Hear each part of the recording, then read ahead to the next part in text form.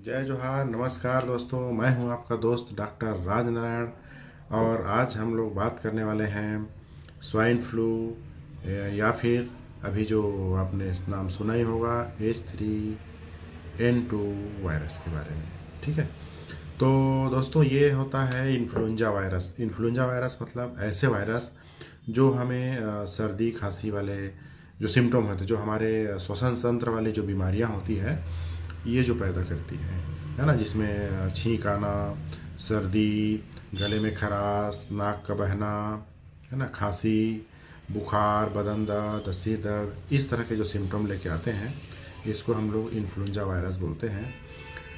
दोस्तों ये जो वायरस है, ये इन्फ्लुएंजा वायरस मोस्टली 4 तरह के होते हैं, जिसमें A, B, C और D होता है। जो H1N1 आपने जो सुना ही होगा, है ना, ये वायरस स्वाइन फ्लू और बर्ड फ्लू के जो वायरस होते हैं, है ना, ये सब एक कैटेगरी में आते हैं। सबसे ज़्यादा जो इंसानों को जो प्रभावित करता है वो कैटेगरी होता है ए, है ना। जो ए कैटेगरी के ही वायरस होते हैं वही इंसानों में, जानवरों से इंसानों में को भी संक्रमित करते हैं। और ये जो ए कैटेगरी के वायरस हैं, सबसे ज़्यादा इसी का ही प्रकोप जो है हम इंसानों पे होता है। दूसरा होता है बी वायरस, जो कि सीजनल जो होती है ना, सीजनल बीमारियों में, जैसे मौसम चेंज होता है तो, या 2-4 दिन आया और फिर अपने आप ठीक हो जाता है, इस तरह का। जो सी ग्रुप में आते हैं वो वायरस वो भी उतने प्रभावी नहीं हैं। और जो डी ग्रुप के आते हैं वो केवल जानवर में, जैसे केटल होता है, उसी को इन्फेक्ट करता है। तो हमको जो प्रॉब्लम होता है वो होता है ए वायरस से ही, जिसमें अभी जो नया वेरिएंट आया हुआ है वो है H3 और N2, है ना। ये जो वायरस है दोस्तों, ये अभी जिस तरह के मेरे पेशेंट आते हैं और मैं जिस तरह के कंप्लेन लेके आते हैं, उसमें ये काफ़ी लंबा चल जा रहा है। सर्दी खांसी का जो होता है 1 हफ्ते में वैसे ठीक हो जाना चाहिए इसको, है ना। बट ये जो वायरस जो इन्फेक्टेड है, ये काफ़ी लंबा चल जा रहा है। किसी को 2 हफ्ते, किसी को 3 हफ्ते तक भी ये जो सर्दी खांसी और जो खांसी है वो काफ़ी लंबा दिन तक चल जा रहा है। दोस्तों वैसे तो ये वायरस जो है 55 साल पुराना वायरस है। 55 साल पहले इसको डिस्कवर किया गया था, H3N2 वायरस को। बट आज के टाइम में सोशल मीडिया का ज़माना है, तो इतना जल्दी फैल जाता है। आज से 55 साल पहले हमने सुना ही नहीं था ये वायरस के बारे में, बट ये 55 साल पहले से ही मौजूद। इसमें घबराने की बात नहीं है, उतना जानलेवा वायरस नहीं है, तो आप बिल्कुल भी डरिए, घबराइए नहीं। बस आप सावधानी रखिए और अपना प्रॉपर ट्रीटमेंट लीजिए, ये पूरा ठीक हो जाएगा। ये जानलेवा तभी होगा जब या तो इसको प्रॉपर ट्रीटमेंट नहीं कराया जा रहा है, या फिर ये इन्फेक्शन बढ़ के, है ना, जो काफ़ी पूरा 10 दिन 15 दिन चल गया और बढ़ के ये निमोनिया का जब तक रूप ना ले, या फिर सांस लेने में तकलीफ़ ना हो, तब तक ये जानलेवा नहीं है। तो ऐसे इसको लेके घबराइए नहीं, है ना। दोस्तों ये जो वायरस है ना, ये रेस्पिरेटरी ट्रैक्ट को इन्फेक्शन करता है, और इससे जो सर्दी के जो खांसी के जो सिम्टम होते हैं, यही सिम्टम इससे आता है ना। और जब भी आपको छींक या खांसी आए तो आप या तो हाथ से या फिर अपने रुमाल वगैरह रखे हैं कपड़े, उससे आप मुंह को ढक लीजिए, या फिर अपने खूनी से ऐसे करके मुंह को ढक के आप खांसिए या छींकिए, जिससे उसका जो ड्रॉपलेट होता है वो फैलेगा नहीं और दूसरे को इन्फेक्शन भी नहीं होगा।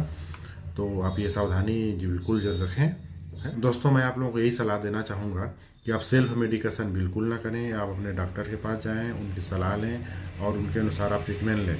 और टॉफ़ी की तरह आप टेबलेट को बिल्कुल ना खाएं, अपना ख्याल रखें। और इससे क्या होता है, आपका शरीर जो है और भी, आपका इम्यूनिटी पावर जो होता है और भी कमज़ोर होते जाता है। तो विदेशों में ये अक्सर क्या होता है कि जब तक कि सेंसिटिविटी टेस्ट नहीं किया जाता, तब तक कोई भी एंटीबायोटिक चालू नहीं किया जाता है। बट हमारे भारत में ऐसा है कि आप किसी भी मेडिकल शॉप में जाएंगे तो आपको एंटीबायोटिक की दवा ऐसे ही दे देते हैं। तो आप कम से कम अपने पे से सतर्क हों, और एंटीबायोटिक की दवाइयाँ कुछ भी प्रॉब्लम होता है तो फटाक से आपको चालू नहीं करनी चाहिए बिल्कुल भी। एंटीबायोटिक दवाइयाँ क्या करती है, इस तरह के मिसयूज होने पे हमारी जो इम्यूनिटी पावर होती है, रोग प्रतिरोधक क्षमता, उसको कमज़ोर कर देती है। तो आप इस तरह से बिल्कुल भी उसका दुरुपयोग ना करें।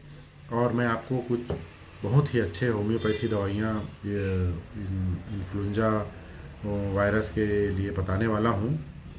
तो आप सबसे पहली जो दवा होती है हमारी, है ना, यदि आपको सिम्टम आ रहे हैं कि आपको सर्दी है, खांसी है, बहुत सारा नाक बह रहा है, साथ ही साथ आँखों में भी पानी आ रहा है, तो ऐसी स्थिति में आपको एलियम सेपा ले सकते हैं आप।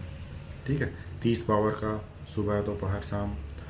और सेम ये सिम्टम हो, सर्दी हो, खांसी हो, और बहुत ज़्यादा नाक बह रहा हो, आँखों से भी आंसू आ रहे हों, और साथ ही साथ बदन टूट रहा हो दर्द के मारे, है ना, तो ऐसा प्रॉब्लम हो तो आपको लेना है यूपटोरियम परफोलिएटम 200 पावर में, सुबह दोपहर शाम। और हमारी ये जो H1N1 या H3N2 की जो प्रॉब्लम है, वायरस का जो प्रॉब्लम है, उसके लिए आपको जो है मैं बहुत ही इफ़ेक्टिव दवाइयाँ बताने जा रहा हूँ, तो उसको आप ध्यान से सुनिएगा। इसमें सबसे पहली दवा है इन्फ्लुएंजिनम, जो कि इन्फ्लुएंजा वायरस से ही बना होम्योपैथी दवा है। तो इन्फ्लुएंजिनम 200 पावर का एक डोज आप लीजिए। सबसे पहला ट्रीटमेंट जैसे ही चालू करते हैं। और जिनको प्रोटेक्ट करना हो घर में, जिनको प्रिवेंशन के तौर पे भी आप ये दवाओं को एक एक खुराक अपने परिवार में दे सकते हैं। ठीक है, उसके बाद यदि इस तरह के सिम्टम आपको आ रहे हैं, सर्दी खांसी के जो सिम्टम ऑलरेडी हैं आपको, तो आपको आर्सेनिक एल्बम 30 पावर में, सुबह दोपहर शाम, और इसके साथ ही साथ हेपर सल्फ सुबह दोपहर शाम आप ले सकते हैं। या तो इसको लेने का जो तरीका है, या तो आप लिक्विड लेते हैं तो दो बूंद एक डोज में ले सकते हैं, या तो आप ग्लोबुल्स में जो आता है उसमें आप यदि आप लेते हैं, है ना, ग्लोबुल्स में आपको दिखाता हूँ, ये जैसे इस तरह में यदि आपको आते हैं तो 4-4 गोली आपको सुबह दोपहर और रात में आप ले लीजिएगा। ठीक है, तो अंत में मैं यही आपसे बोलना चाहूँगा, ठीक है, कि अपना ध्यान रखें, आप तुलसी अदरक का काढ़ा पीते रहें। ठीक है, और अपने और अपने परिवार का ख्याल रखें, क्योंकि स्वास्थ्य है तो सब मस्त है। ओके दोस्तों, इसी के साथ मिलते हैं नए वीडियो में, तब तक के लिए